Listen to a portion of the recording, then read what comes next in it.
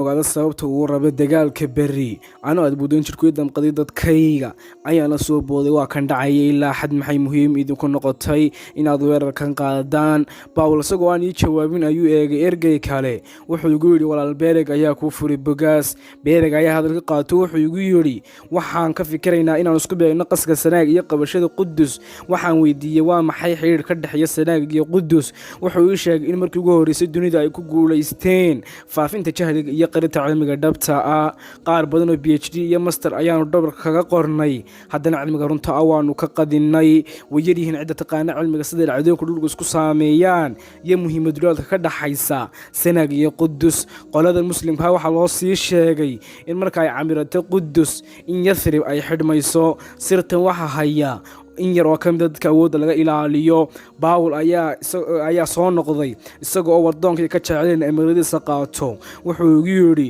dhawaan ayaa dalkii ku noqonaysa waxaanu ku boqri doonaa mataan degdeg ayaan u rabnaa in aanu beerno midho aynu mustaqbalka dhow goosano si ay u sameeyaan qulubaha maran waa in ay adeegsataan qalabkan aan ku siiyay wuxuu ugu yiri marka doonaysa inaad biisa dalaga beeraha shinida ayaa la bedelaa marka aad doonaysa inaad xumaysaha fikirka wanaagsanna wax dadku akhrisanaya ayaa la abuuraa xikmaawi shaniisa ayaa laga hayay haddii qorshahaagu yahay hal sano bariis beero haddii uu yahay 10 sano dhir beer haddii uu yahay 100 sano caruur waxbar inay qorshaha in ariya kaawa ka duwan yahay waxaanu ka cararaynaa cadceedda galbeed ka soo baxaysa oo aan la garanin goor ay soo dilaaci waxa gabi ahaan isbedelay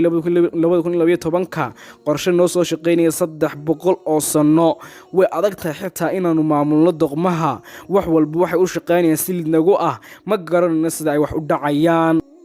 waxaan dalka ka soo degay anigoo sita buugaag badan oo falsafad ay qoreen raggan ay ka mid yihiin Aristotle, Plato, Socrates, Hegel, Locke iyo qaar kale oo badan kulmadii halkoodii ka sii socda ayaan buugaagta u qaybinayay dhalinyaro dhowra waxaan ku iraahdaa eriyo beer la xawsi ah waan qalbigooda ku xadayo waxaan ugu yeedhaa balaatii Soomaalida ayaa tahay waxaan dareemay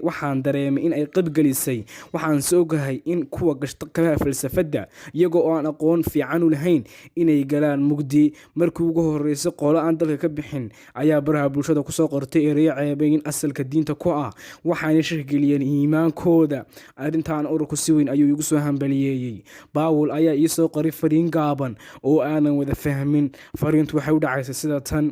waxa la gaaray waqtigii uu soo bixi lahaa boqorkii qarsoona fariinta markaan akhriyay ayaa aanu arkay inta ismasaxday ayay gubanaysay argagax iyo cabsi ayaan dareemay wadnahaygu wuu gariiray waxaan weydiiyay waxa fariinta gubay wuxuu ii sheegay in ay jinka heshiis kula jiraan oo ay arrimo ka wada shaqeeyaan qabiilooyin kala duwan ay leeyihiin hadda reerka u qaabilsan internetka waxa la yiraahdaa sila halka marka uu marinayo ayuu ismaray oo uu ka cadhooday in uu sirtaas ii dhaxgalo waxaan la xiriiray koonfur anigoo doonay inaan mashruuca ku faafiyo dhulka Soomaalidu degta Muqdisho hawsheeda wiil yar ayaan u diray ayaan ku yiri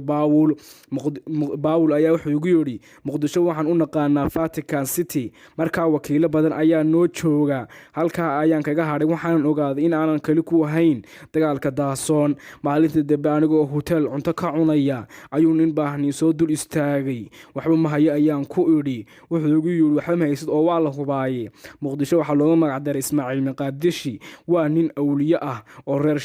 reer Sheekh Saxaaqa hawlihiin waa fashil naxdin ayaan qaaday cuntadii ayaa iga dagi weyday habeenkii waan seexan kari waayay waxaan garwaaqsaday inay jirto cid og talaabo kasta oo aan qaadno subaxii ayaan dalbaday wastaad laban ku xaniba daaqada guriga aan ka deganahay Hargeysa